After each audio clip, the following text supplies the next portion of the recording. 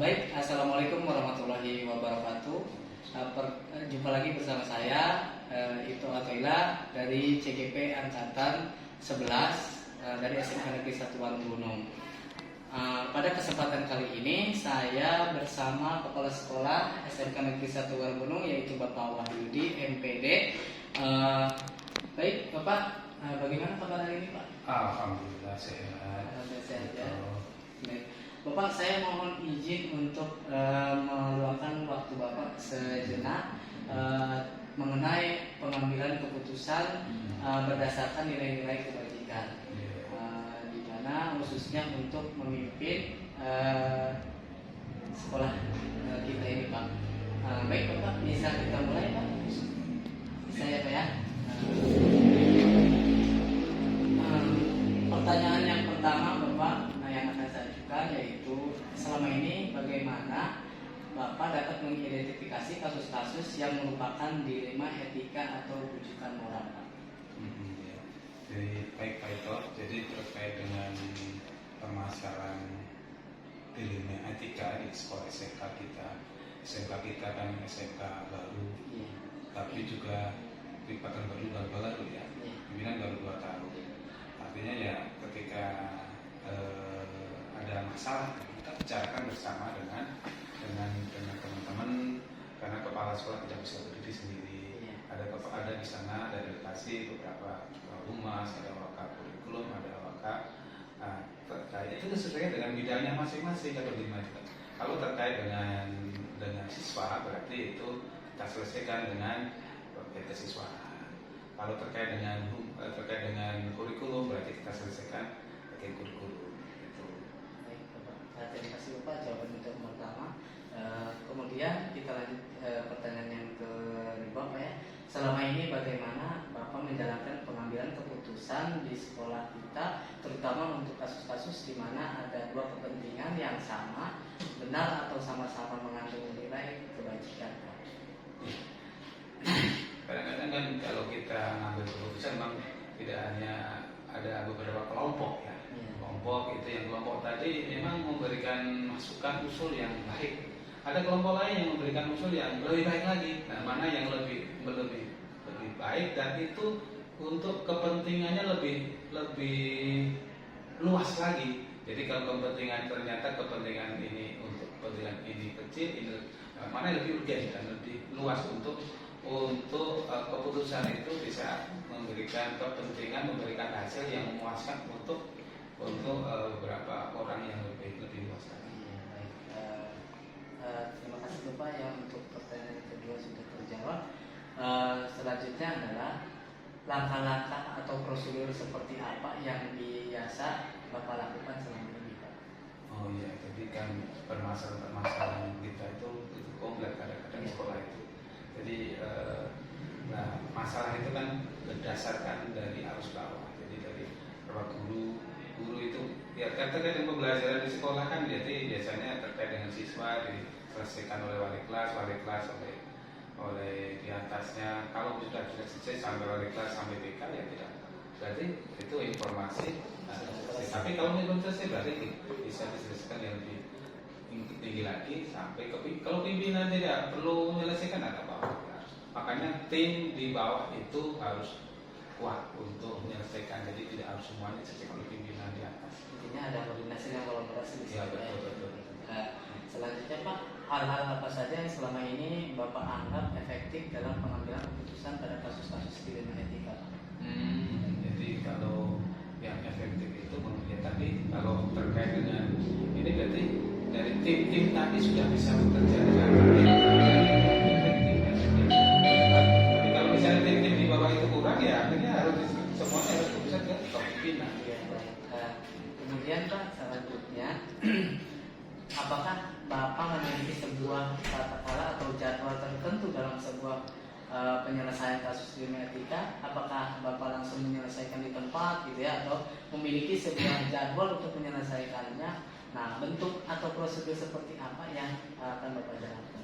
Kalau penyelesaian yang sederhana mungkin bisa diselesaikan pada waktu itu. Tapi kalau penyelesaiannya begitu kompleks, kita harus harus diskusi dengan tim untuk menyelesaikan tadi, jadi tidak bisa sendiri biar penyelesaian tadi tidak, karena penyelesaian kan solusinya harus bisa lebih baik daripada sebelum ada penyelesaian tadi gitu. Jadi tergantung daripada masalah ya, tergantung dari suatu kasus tersebut ya, apakah itu kasus ringan berat, atau berat ya. gitu. Kalau berat berarti kita selesaikan bersama. Baik Bapak. Selanjutnya pertanyaan selanjutnya yaitu, adakah seseorang atau faktor-faktor apa yang selama ini mempermudah atau membantu Bapak dalam pengambilan keputusan dalam kasus-kasus di lingkungan kita, Pak?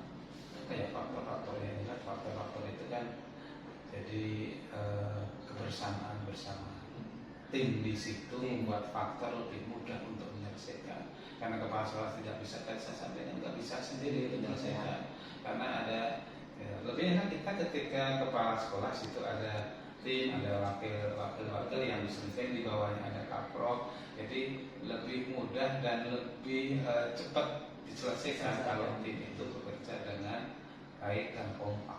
Faktor itu Ada kekompakan yang kerjasama tim yang diharapkan ya, Pak. Betul. Baik, pertanyaan terakhir Bapak, dari semua hal yang telah disampaikan, pembelajaran apa yang dapat Bapak petik dari pengalaman Bapak ketika mengambil keputusan di lingkungan etika? Ya, jadi kita sebagai pimpinan itu menyelesaikan beberapa masalah yang dilematis, antara ini satu dua itu ternyata kita harus pilih mana yang lebih baik penyelesaiannya. Memang itu proses pembelajaran buat kita, dan kita mematangkan pimpinan untuk menyelesaikan masalah-masalah yang rumit, yang sulit. Kalau yang ringan-ringan bisa selesai, tetapi yang rumit itu kita diskusikan dengan tim. Nah, ternyata itu bisa. Jadi pembelajaran yang baik buat pimpinan untuk menyelesaikan bahwa masalah itu semua bisa diselesaikan. Kecuali kalau masalah selesaikan sendiri, kan kita punya tim, lebih enak menyelesaikannya. Intinya adalah kerjasama kolaborasi yang baik, pasti dapat diselesaikan masalah, baik masalah ringan, sedang ataupun berat sekalipun ya. Baik, terima kasih Bapak. Jawaban Bapak itu sangat menginspirasi saya dan sangat luar biasa Bapak untuk jawaban-jawabannya, dan terima kasih juga sudah meluangkan waktunya untuk saya, dan saya ucapkan terima kasih banyak. Sama-sama Pak Rito, sukses lagi. Amin Pak.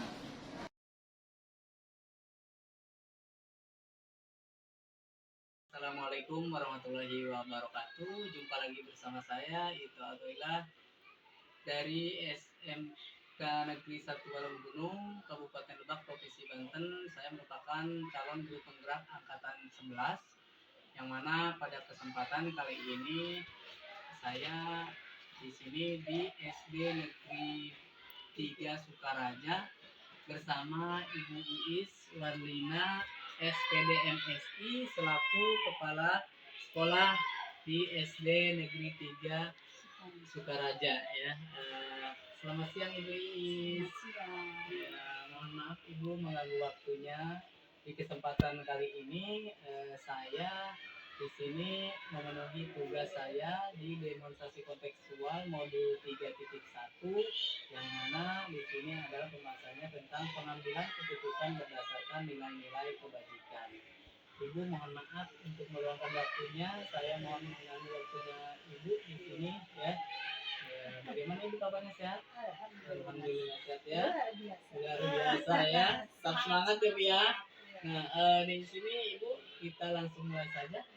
Boleh ya. Nah, di sini untuk pertanyaan yang pertama Ibu yang akan saya ajukan adalah, selama ini bagaimana Ibu dapat mengidentifikasi kasus-kasus yang merupakan etika atau bujukan moral? Ya, yang selama ini saya lakukan karena ini di SD ya, mungkin ya ini apa dulu nih, etika moral guru-guru mungkin, atau siswa ya, mungkin bisa secara umum ya. Nah, secara umum kalau misalkan kita untuk mengidentifikasi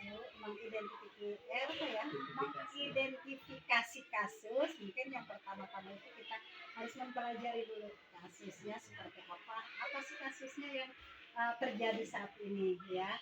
Setelah kita mengidentifikasi, kita kumpulkan fakta faktanya dan simpulkan ya. Dari udah disimpulkan kita mungkin akan menjadikan apa namanya yang udah kita kumpulkan tadi bisa ditindaklanjuti gitu kan ya.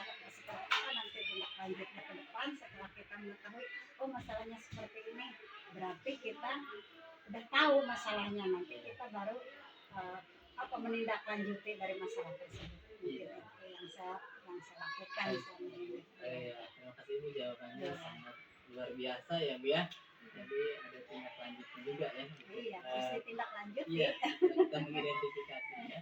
Kemudian Ibu, untuk pertanyaan selanjutnya, selama ini bagaimana Ibu menjalankan pengambilan keputusan di sekolah Ibu ini, terutama untuk kasus-kasus di mana ada dua kepentingan di sini yang memang sama-sama benar dan sama-sama mengandung nilai kebajikan Ibu. Ya memang masalah kalau penyelesaian kasus seperti ini biasanya ada sulit juga ya. Dilema buat kita ya. Yang ini benar, ini benar. Tapi mungkin harus dicari yang lebih benar mungkin ya, yang dari yang ini benar itu benar, tapi kita harus punya prinsip ya. Udah ini benar itu benar, kira-kira yang mana? Kita harus punya prinsip-prinsip. Mungkin prinsipnya yang ini sesuai dengan peraturan ya, yang ini benar tapi sesuai dengan peraturan gitu ya. Terus dari etika juga, dari moral juga, apakah masalah ini berhubungan dengan moral, etika, atau juga bisa dengan misalkan prioritas mungkin ya, yang ini bagus gitu kan, harus prioritasnya yang mana dulu yang lebih yang harus disegerakan gitu mungkin ya, dari akhirnya. Dan juga melihat hasil akhir, apakah dari pengambilan keputusan ini juga akhirnya berdampak positif buat keseluruhan atau hanya untuk sendiri-sendiri. Misalnya kita juga harus mempertimbangkan seperti itu menurut saya.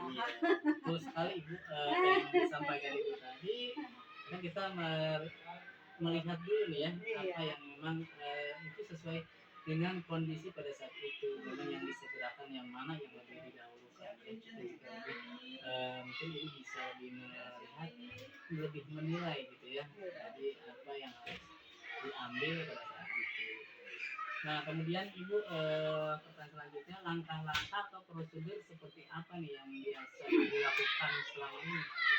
Langkah-langkahnya biasanya untuk menyelesaikan masalah itu ya, mengambil keputusan, biasanya kita mengidentifikasi dulu masalah-masalah itu, terus mengumpulkan fakta-fakta dulu, dikumpulkan faktanya seperti apa, benar tidak kita langsung mengambil keputusan ya, harus dikumpulkan dulu fakta-faktanya, benar tidaknya gitu kan, yang ini seperti apa fakta-faktanya, terus baru membuat daftar. Setelah itu baru membuat daftar fakta-fakta ya, terus kira-kira siapa nih pihak mana yang kira-kira terkait dengan ini ya, masalah-masalah ini.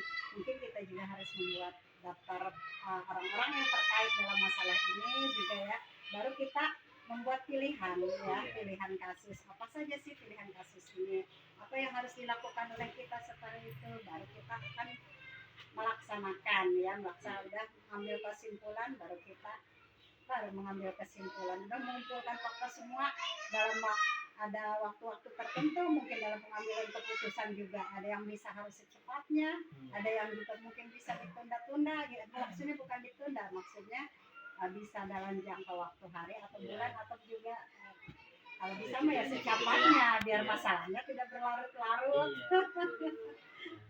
Baik Ibu, sekali tadi jawabannya beberapa tahapan ya yang diambil, mungkin tidak langsung harus mengambil kesimpulan bahwa saya putuskan seperti ini ya.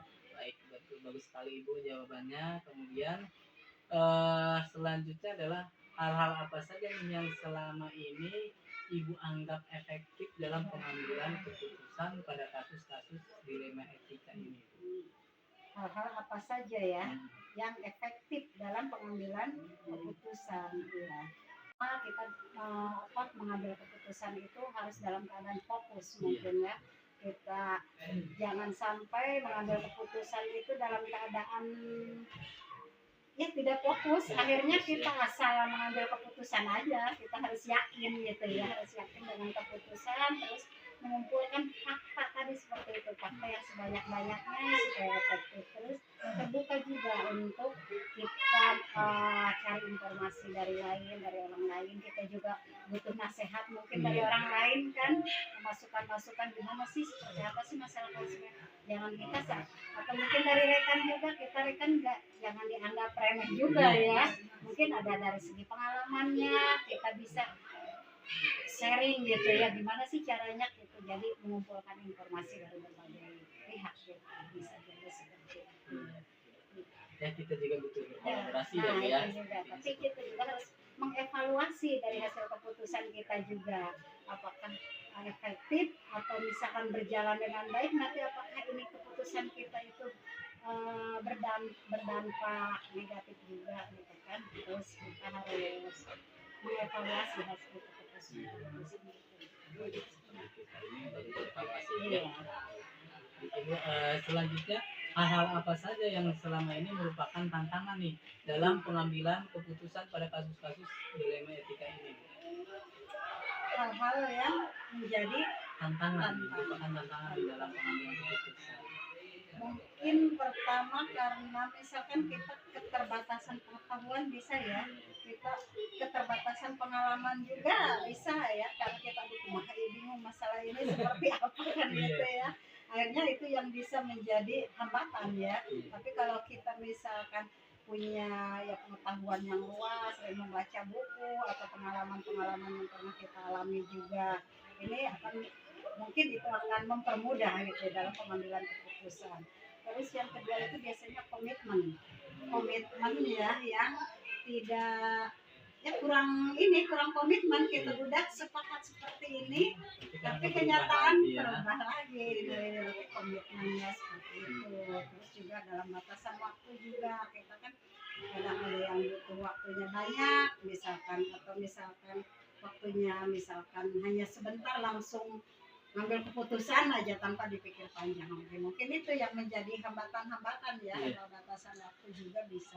Mungkin juga kita dalam mengambil kesimpulan udah siap nih, tapi karena ada kegiatan lain lagi misalkan ya, terhambat lagi akhirnya ya. Banyak gangguan ya, iya. seperti itu ya, tantangannya memang banyak sekali ya.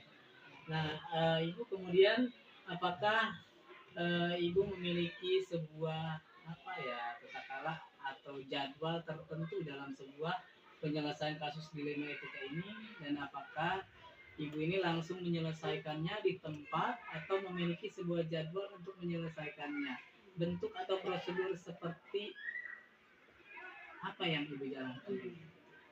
Kita itu fleksibel ya, iya fleksibel, kita lihat masalahnya atau kasusnya, mungkin ada yang harus diselesaikan dalam waktu hari itu juga harus beres ya, atau mungkin juga misalkan dalam jangka waktu tertentu baru kita membuat jadwal istilahnya untuk menyelesaikannya seperti itu.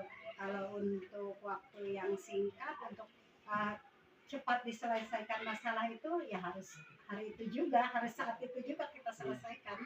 Iya, berarti itu merupakan sebuah apa ya, ketika pada saat itu kita harus menentukan, berarti harus benar-benar harus keputusan yang matang ya gitu ya. Itu merupakan ini ya, harus secepatnya misalkan mengambil keputusan, tapi kita juga perlu musyawarah dulu nih, misalkan ya kira-kira apa ya menurut rekan-rekan atau teman-teman seperti apa nih kalau masalah seperti ini, kalau harus hari ini juga. Mungkin dari itu kita lihat suara terbanyak misalkan ya, biasanya dari ambil suara terbanyak tadi itu apa udah benar ini sesuai peraturan, ya pertimbangan itu lagi gitu. Harus memperhatikan itu juga. Iya, betul sekali ya. Nah kemudian Ibu, selanjutnya adakah nih seseorang atau faktor-faktor apa nih yang selama ini mempermudah atau membantu Ibu dalam pengambilan keputusan dalam kasus-kasus dilema etika? Faktor-faktor apa? Atau seseorang yang membantu Ibu dalam pengambilan keputusan ini? Faktornya bisa jadi karena pengalaman ya. Pengalaman kan biasanya katanya orang yang lebih tua, lebih banyak Pengalaman pengalamannya ya, kan gitu ya. Pengalaman adalah ilmu yang sangat berharga, dan pengalaman itu mungkin yang bisa apa namanya membantu kita dalam mengambil keputusan. Juga kita juga harus yakin bahwa keputusan yang kita ambil itu sudah banyak apa melalui pertimbangan sehingga kita ya udah kita yakin udah ya sudah tadi sesuai prosedur segala macam gitu kan ya. Jadinya kita yakin gitu bahwa keputusan yang kita ambil itu tepat dan tidak merugikan merugikan ya. Seseorang yang bisa membantu ibu mungkin di sekolah ini atau di ini siapa? bisa saja rekan guru juga bisa membantu, atasan juga bisa membantu, atau jangan dianggap misalkan bawahan itu karena usianya di bawah kita kita menganggap belum tahu apa-apa ya, belum banyak pengalaman, oh ini yang lebih tua banyak pengalamannya nih kita ambil lagi ini. Jadi ya istilahnya kita sama-sama ya kita karena kita manusia mempunyai keterbatasan, setiap orang punya keterbatasan, punya kelebihan. Kita ambil cari kelebihan dari rekan-rekan kita, dari rekan sejawat, atau juga dari atasan. Jangan lihat yang kurangnya. Iya benar ya, kurangnya kita bisa menutupi. Bisa saling menutupi. Ya. Gitu, kan? Ini pertanyaan terakhir nih Bu ya. Dari semua hal yang telah disampaikan Ibu tadi, pembelajaran apa yang dapat Ibu petik keputusan dilema etika ini? Kalau dari hasil misalkan tadi pengalaman ya, pengalaman yang dalam pengambilan kesimpulan, yang jelas kita mungkin akan lebih bijaksana dalam mengambil keputusan ya. Terus kita juga hati-hati dalam mengambil keputusan, jangan asal ya gimana ini benar wah ini masa bokana ya rada Beda gitu ya. Oh ini aja nih yang itu gitu iya, jangan seperti itu. Justru kita yang harus sesuai dengan prosedur akan menjadikan kita lebih dewasa, terutama ya dalam berpikir ketika ada masalah-masalah lain lagi. Oh ya seperti itu, pengambilan keputusan yang jelas kita lebih dewasa, lebih bijak ya gitu, terus lebih apa namanya ya, mungkin lebih banyak pengetahuan lagi dari pengalaman itu juga ya. Semakin banyak pengalaman pasti pengetahuan semakin bertambah ya Bu ya. Gitu. Nah tidak hanya ketika ada apa namanya kita ada kedekatan dengan ini, lebih memprioritaskan ini gitu ini ya. ini benar. Nah, ini yang banyak ini benar tapi ada benar lewat. Iya, seperti itu ya Bu ya. Iya, jadi kita harus bijaksana lah dalam pengambilan keputusan, jangan dilihat ya istilahnya kiri dan kanan ya. Iya, gitu. Mudah-mudahan ya seperti itu terus ya. Mudah-mudahan kita berusaha sebijaksana mungkin untuk teman-teman di sini, buat semuanya tidak melihat siapa itu wanita atau ya misalkan dia Itu juga siswa ya. Iya. Baik Ibu, terima kasih tadi jawaban-jawaban dari Ibu sangat menginspirasi khususnya untuk saya Ibu ya. Insya Allah dari jawaban-jawaban Ibu ini mungkin saya juga akan mencoba menerapkan di khususnya saya sebagai guru untuk siswa ya, supaya siswa tidak merasa bahwa dirinya itu kok Bapak Ibu pilih kasih kesana kesini gitu ya. Gitu. Iya, pilih kasih ya, biasanya seperti itu ya. Baik Ibu, terima kasih atas waktunya. Semoga Ibu sehat selalu, panjang umur. Semoga Ibu tadi sudah bijaksana, lebih bijaksana lagi dalam mengambil keputusan ya. Terima kasih Ibu sudah meluangkan waktu untuk saya. Assalamualaikum warahmatullahi wabarakatuh.